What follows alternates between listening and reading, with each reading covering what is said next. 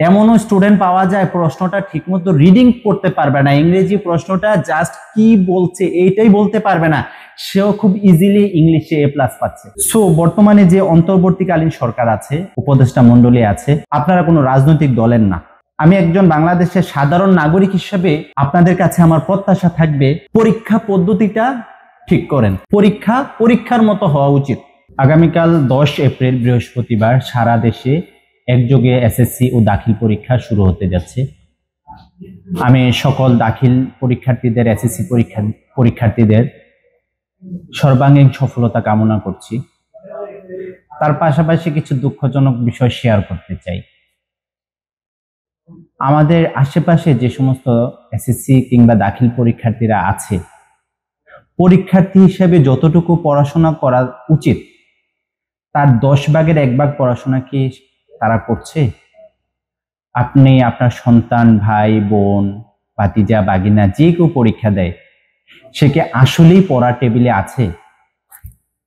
খুব বেশি পড়াশোনা না করুক, মিনিমাম পড়াশোনাটা কি সে করছে? উত্তরটা হবে বেশিরভাগ ক্ষেত্রে না, পড়ার টেবিলে তারা নাই। সিরিয়াসনেস, মিনিমাম সিরিয়াসনেসটাও তাদের মধ্যে নাই। তারা যে দাখিল পরীক্ষার্থী দিবে এটা তাদের কাছে কোনো ম্যাটারই করছে না। তার মানে কি? তার মানে হচ্ছে তারা জানে তারা খুব সহজে পাশ করে ফেলবে, কারণ গত 10-15 বছরে সারা রাত মোবাইল টিপে, গেমস খেলে, আড্ডা মেরে ওরা পরীক্ষার হলে গিয়েছে, দেখেছে তাদের বড় ভাই বোনদেরকে, এবং পরীক্ষায় তারা খুব ভালো রেজাল্ট করেছে, এ প্লাস পেয়েছে। তো এবারও হয়তো তারা এভাবেই প্রস্তুতি নিচ্ছে, পড়াশোনার দরকার নেই, পরীক্ষার হলে গিয়ে যেভাবে হোক পাশ করে ফেলবো। এতে করে দেশের সার্বিক অবস্থা ক্ষতিগ্রস্ত হচ্ছে। যে ছেলেটা পড়া টেবিলে থাকার কথা ছিল, সেই ছেলেটা পড়া টেবিলে নাই, তাহলে এই সময়টা সে কি করছে? এই সময়টা সে গেমস খেলছে, বন্ধুদের সাথে আড্ডা মারছে, যে কোনো একটা খারাপ কাজে যুক্ত আছে। কারণ একটা কথা আছে, অলস মস্তিষ্ক শয়তানের আড্ডা। এই বিষয়টা কিন্তু একটা সময় ছিল না। বিশেষ করে 2001 সাল থেকে 2006 সাল পর্যন্ত যারা এসএসসি দাখিল পরীক্ষা দিয়েছে তারা বলতে পারবে পরীক্ষা কাকে বলে। তো গত 15 বছরে যে পরীক্ষার পদ্ধতিটা নষ্ট হলো, শিক্ষা ব্যবস্থাটা নষ্ট হলো, এতে করে ক্ষতিটা কিন্তু আমাদেরই হয়েছে। রাজনীতির বাহিরে গিয়েও যদি একটা প্রশ্ন করি, আপনার পরিচিত একজন শিক্ষক হতে পারে উনি আওয়ামী মতাদর্শের, ওনাকে বলেন তো বুকে হাত দিয়ে, যে স্যার আপনি বুকে হাত দিয়ে বলেন গত 15 বছরে লেখাপড়ার মানের কি অবস্থা হয়েছে। সে যদি সুস্থ মস্তিষ্কে বিবেকের সাথে প্রশ্নটার উত্তর দেয়, সে বলবে আসলে গত 15-16 বছরে লেখাপড়ার মান, বিশেষ করে পাবলিক পরীক্ষার মান একেবারেই নষ্ট হয়ে গেছে। এমনও স্টুডেন্ট পাওয়া যায় প্রশ্নটা ঠিকমতো রিডিং করতে পারবে না, ইংরেজি প্রশ্নটা জাস্ট কি বলছে এইটাই বলতে পারবে না, সেও খুব ইজিলি ইংলিশে এ প্লাস পাচ্ছে। এই এ প্লাস দিয়ে কি হবে? ইউনিভার্সিটি পর্যায়ে বা উচ্চ শিক্ষার ক্ষেত্রে এই সমস্ত এ প্লাস ধারীদের কি কোনো অবস্থান থাকে? একদমই থাকে না। সো বর্তমানে যে অন্তর্বর্তীকালীন সরকার আছে, উপদেষ্টা মন্ডলী আছে, আপনারা কোনো রাজনৈতিক দলের না।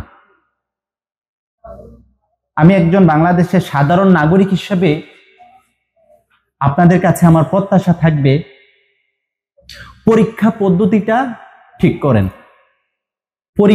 পরীক্ষার মতো হওয়া উচিত। এতে করে শিক্ষার্থীরা পড়ার টেবিলে বসবে। পড়াশোনা যাদের কাছে একদম ভালো লাগে না, অপছন্দ, বিরক্তিকর, তারাও পাশ করার স্বার্থে পড়ার টেবিলে বসবে। যেমন অনেক তিতা ঔষধ আমরা খাই, খুব বিরক্ত লাগে ওষুধটা খেতে, তারপরও খাই। কেন খাই? যে সুস্থ হওয়ার স্বার্থে।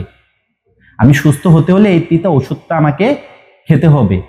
ঠিক সেম, যাদের পড়াশোনায় একদম ভালো লাগে না, বিরক্ত, তারাও কিন্তু এসএসসি পরীক্ষা, দাখিল পরীক্ষায় পাশ করার স্বার্থে তারা মিনিমাম পড়াশোনাটা করবে।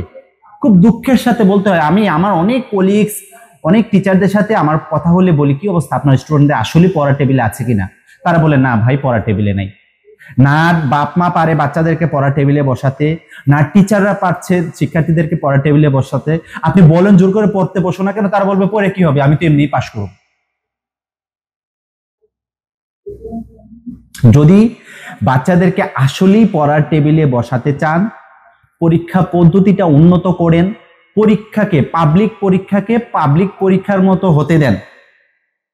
এটার জন্য কি করা লাগবে? এক্সপার্টদের সাথে কথা বলেন, পরীক্ষা পদ্ধতিটাকে ডেভেলপ করেন, তাহলে দেশের উন্নয়ন হবে। শিক্ষার্থীরা স্কুলে যাবে, মাদ্রাসায় যাবে, পড়ার টেবিলে বসবে, আইন শৃঙ্খলার উন্নতি ঘটবে, কিশোর অপরাধ কমবে, কিশোর গ্যাং কমবে। এই যে কিশোর গ্যাং একটা সমস্যা, ওরা সারাদিন মারামারি করে, টিকটক করে, নাচ গান করে পরীক্ষা দেয়, আবার খুব সহজে পাশ করে, ভালো রেজাল্টও করে। বাস্তবতায় তাদের লেখাপড়ার মান কতটুকু সেটা আমরা যারা শিক্ষকতা পেশার সাথে যুক্ত আছি আমরা জানি। বর্তমান যে অন্তর্বর্তীকালীন সরকার, তাদের কোনো পিছুটান নেই। বিগত সরকারের মতো উন্নত বিশ্বের কাছে তাদেরকে শিক্ষার হার বাড়ছে, পাশের হার বাড়ছে, এই ডায়লগ তাদের দেখানো জরুরি না। তাদের জন্য জরুরি হচ্ছে শিক্ষার মান ডেভেলপ করা। এই শিক্ষার মান ডেভেলপ করতে হলে পাবলিক পরীক্ষাকে নকল মুক্ত, দুর্নীতিমুক্ত এবং শতভাগ স্বচ্ছভাবে নেয়ার কোনো বিকল্প নেই। যদি বাচ্চাদেরকে, আবারও বলছি, যদি বাচ্চাদেরকে, শিক্ষার্থীদেরকে স্কুলে মাদ্রাসায় নিয়মিত উপস্থিত করাতে হয়, তাদেরকে পড়ার টেবিলে বসাতে হয়, তাদেরকে বাবা মায়ের প্রতি, শিক্ষকদের প্রতি, গার্ডিয়ানদের প্রতি, তাদেরকে অনুগত রাখতে হয়, তাহলে পাবলিক পরীক্ষাকে, এসএসসি, দাখিল, ইন্টারমিডিয়েট, আলিম পরীক্ষাগুলোকে মানসম্মতভাবে নিতে হবে।